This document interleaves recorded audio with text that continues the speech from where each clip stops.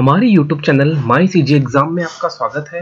आज मैं आपके लिए छत्तीसगढ़ सामान्य ज्ञान का 5वां MCQ सीरीज लेके आया हूँ, जो कि CGPSC, CG व्यापम की पटवारी परीक्षा, CMO का भी परीक्षा होने वाला है, उसके लिए अत्यंत इम्पोर्टेंट है।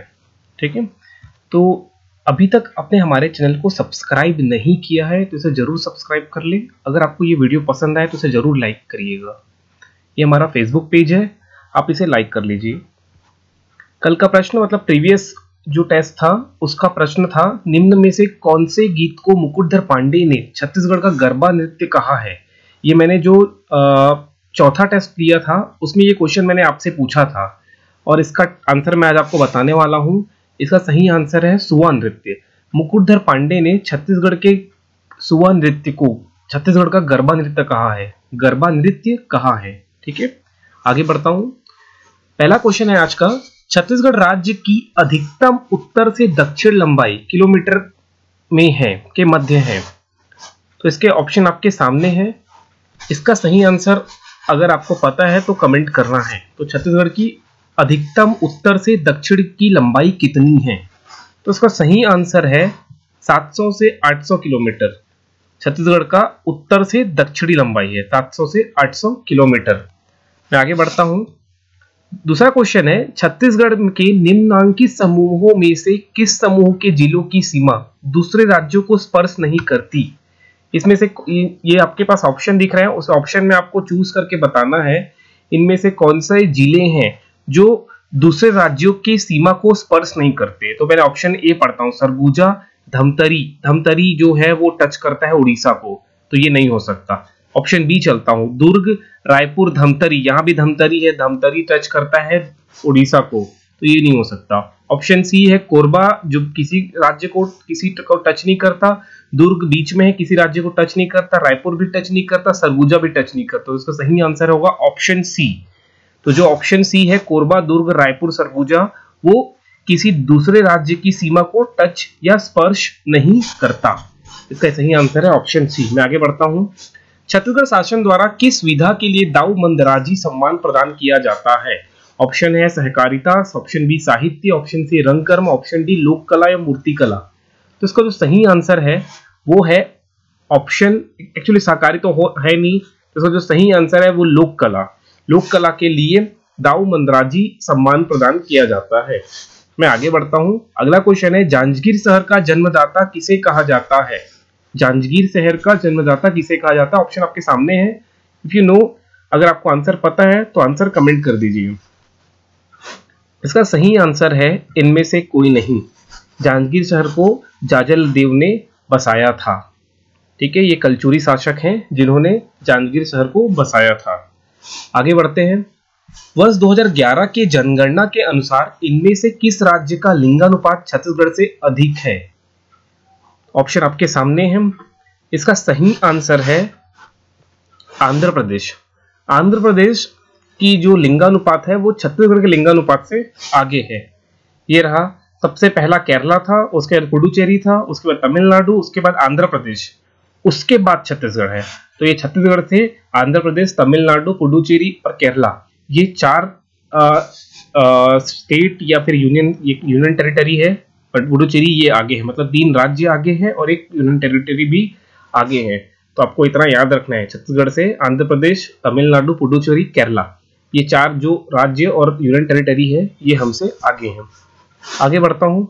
अगला क्वेश्चन है, वर्ष 2011 जनगणना के अनुसार छत्तीसगढ़ का लिंगानुपात है। ऑप्शन आपके सामने है। अगर आपको आंसर पता है तो जल्दी से कमेंट कर दीजिए। इसका सही आंसर मैं आपको बता दूं, इसका जो सही आंसर है वो है ऑप्शन बी 991, 991। अगले प्रश्न की ओर बढ़ता हूं। निम्न में से किस जिले में तापीय विद्युत गृह विद्यमान है? तो जल्दी से आंसर आपको कमेंट कर देना है।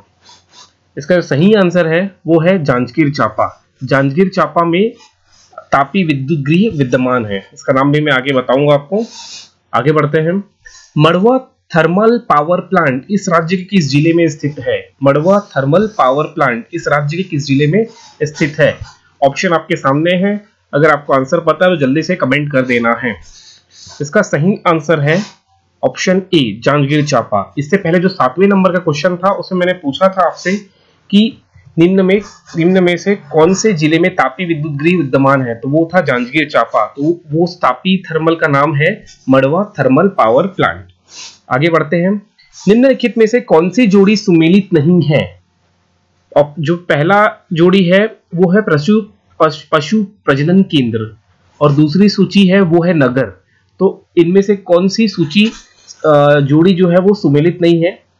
तो इसका आंसर मैं आपको बता दूं, इसका सही आंसर है माना रायपुर। माना रायपुर में ही है, लेकिन वहां पशु प्रजनन केंद्र नहीं है। अंजोरा में है, सरकंडा में है, पकरिया में है, लेकिन माना में नहीं है और रायपुर में ही है वो। अगला क्वेश्चन है, ऋषभ तीर्थ किस जिले में स्थित है? ऋषभ तीर्थ किस जिले में स्थित है? आपको आंसर पता है तो जल्दी से कमेंट कर दीजिए।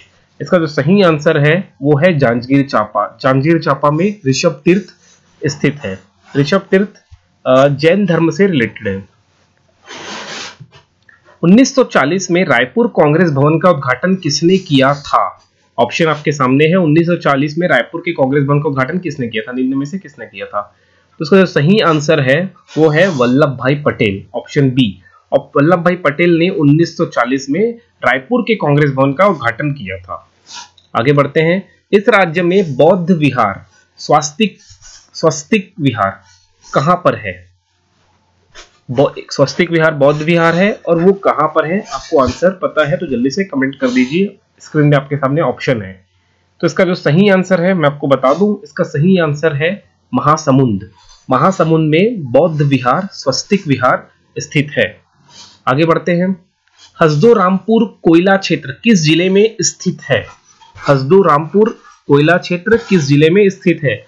ऑप्शन आपके सामने है। इसका सही आंसर है ऑप्शन ए बिलासपुर सरगुजा। बिलासपुर सरगुजा में हसदो-रामपुर कोयला क्षेत्र स्थित है। आगे बढ़ते हैं। शिवनाथ तथा खारून नदियों के संगम किस स्थान पर है? ऑप्शन आपके सामने है। इसका सही आंसर मैं आपको बता दूं, इसका जो सही आंसर है वो है सोमनाथ। सोमनाथ में शिवनाथ और खारून नदी का संगम है। आगे बढ़ता हूं। बिलाई माता का मंदिर कहां स्थित है? ऑप्शन आपके सामने है। तो इसका आंसर मैं आपको बता दूं, इसका जो सही आंसर है वो है धमतरी। बिलाई माता का मंदिर धमतरी में स्थित है। ये आज के टेस्ट का 15 क्वेश्चन हो गए हैं। अब मैं चलता हूं आज का प्रश्न। इसका आंसर अगर आपको पता होगा तो आपको जल्दी से आंसर में कमेंट कर देना है। इसका आंसर मैं नेक्स्ट वीडियो में बताऊंगा, जो मैं छत्तीसगढ़ के एमसीक्यू का 6वां वीडियो बनाऊंगा, उसमें मैं इसका आंसर बताऊंगा। तो आज का क्वेश्चन है, निम्न में से कौन छत्तीसगढ़ के प्रथम सूबेदार थे? आपको आंसर कमेंट करके बताना है। अगर आपको हमारा ये वीडियो पसंद आया तो इसे जरूर लाइक करिएगा। ये वीडियो छत्तीसगढ़ पटवारी परीक्षा, सीजीपीएससी प्री, सीजीपीएससी सीएमओ, इन सब के लिए अत्यंत महत्वपूर्ण है। Thank you.